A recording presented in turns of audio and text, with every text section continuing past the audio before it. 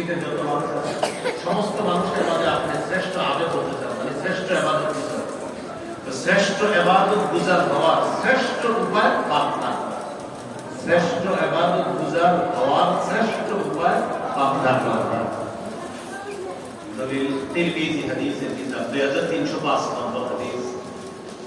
এই হাদিসের বর্ণনাকারী আবু হুরায়রা রাদিয়াল্লাহু তাআলা তিনি বলেন, আবি হুরায়রা রাদিয়াল্লাহু তাআলা আনহু قال رسول الله صلى الله عليه وسلم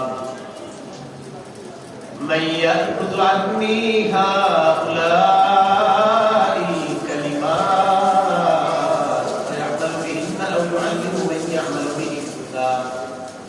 وقال أبو هريرة رضي الله تعالى عنه أنا يا رسول الله.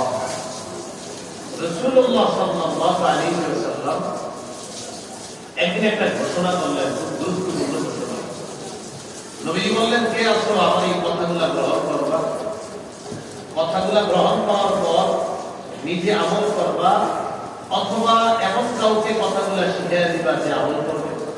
আবার নবীজি একদিন একটা ঘোষণা করলেন, আচ্ছা এমন কে আছে, আমি এখন কিছু কথা বলবো, এই কথাগুলা গ্রহণ করবা, করার পর নিজে আমল করবা, অথবা এমন কাউকে শিখিয়ে দিবা যারা আমল করবে। এবার এই হাদিস বলার আগে শর্ত হলো আপনারাও এই ওয়াদা করতে হবে, জি আপনি বলেন আমরা আমল করবো। এই হাদিস বলার আগে মৌখিক ওয়াদা নিতে হবে যে নবীজি বলছে কে আছে এমন, আমি এখন কিছু কথা বলবো, কথাগুলো নিবা, নেওয়ার পর নিজে আমল করবা, অথবা এমন কাউকে শিখিয়ে দিবা যারা আমল করবে। আপনারা এখানে বললেন যে হুজুর আপনি বলেন আমরা আমল করবো, বাসায় গিয়ে আপনি আপনার স্ত্রীকেও বলবেন তোমার এখন কিছু কথা বলবো, শর্ত হলো কথাগুলো তুমি আমল করবা, অথবা এমন কাউকে শিখাবা সেও আমল করবে।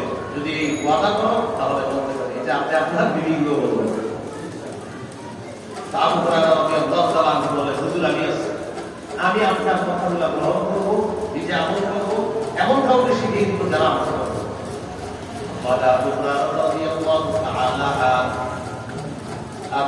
রাদিয়াল্লাহু তাআলা আনহু বলে, আনা ইয়া রাসূলুল্লাহ, হুজুর আমি আছি। فأخذ بيدي فعدت خمسا. রাসূলুল্লাহ সাল্লাল্লাহু আলাইহি ওয়াসাল্লাম হাত ধরলেন, সুবহানাল্লাহ। নবীজি আবু হুরায়রা রাদিয়াল্লাহু তাআলা হাত ধরলেন, কত মায়া করে সাহাবীকে শিখিয়ে দিয়েছে, হাত ধরে ধরে তখন বলতেছে গুনে গুনে 5টা জিনিস শিখিয়ে দিলেন। এক নম্বর, ইত্তাকিল মাহারিমা তাকুন আবাদান নাস। আবু হুরায়রা হারাম জিনিস থেকে বাঁচবা, হারাম কথা থেকে বাঁচবা, হারাম কাজ থেকে বাঁচবা, হারাম খাদ্য থেকে বাঁচবা, যত হারাম আছে এগুলা থেকে বেঁচে থাকবা। এই পৃথিবীর যত মানুষ, সমস্ত মানুষের মাঝে আল্লাহর কাছে তুমি শ্রেষ্ঠ আবেদ হয়ে যাবে।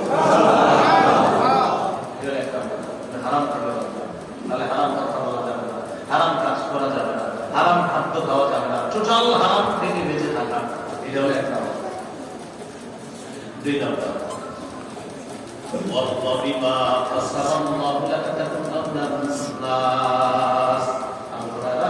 আল্লাহ বন্টন করে তোমার যতটুকু রিজিক দিয়েছে এতে তুমি সন্তুষ্ট থাকো।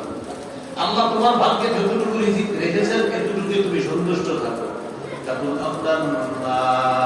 এই পৃথিবীতে যত মানুষ আছে সমস্ত মানুষের মধ্যে মনের দিক থেকে তুমি সবচেয়ে ধনী মানুষ হয়ে যাবে।